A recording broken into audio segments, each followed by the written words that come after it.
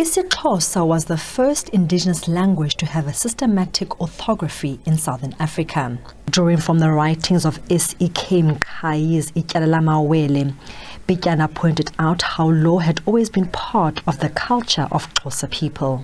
The ability to solve cases communally by chiefs and the community was a way of life that produced great success and law-abiding citizens.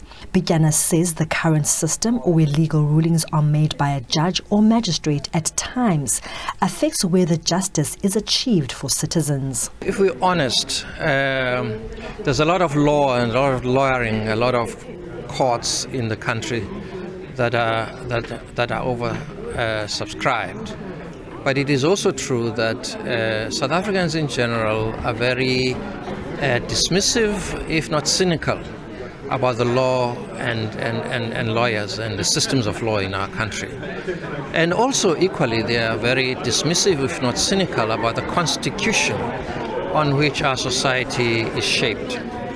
And we're trying to find a way of understanding how do we actually root and lay the foundations for a system of law that will enable the people of South Africa to own it. In response, Advocate Thembeka Gqeberha stated that despite the great strides made in the law fraternity, it remains a very much white man's court, and it is up to the current lawyers to change that. The problem with the legal system is that not many people have access to it.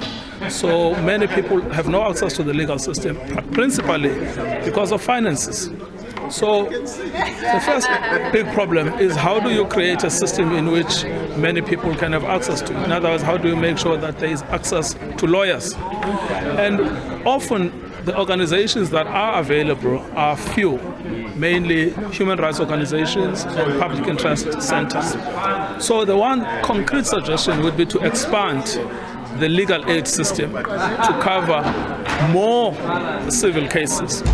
The other would be to create a system in which the legal aid board is able to pay private attorneys and private advocates to pursue certain identified and deserving cases that are being litigated in the broader public interest. The lecture proved to be insightful to the young minds attending it. My main take back has to be that as emerging practitioners, we can't just regurgitate information.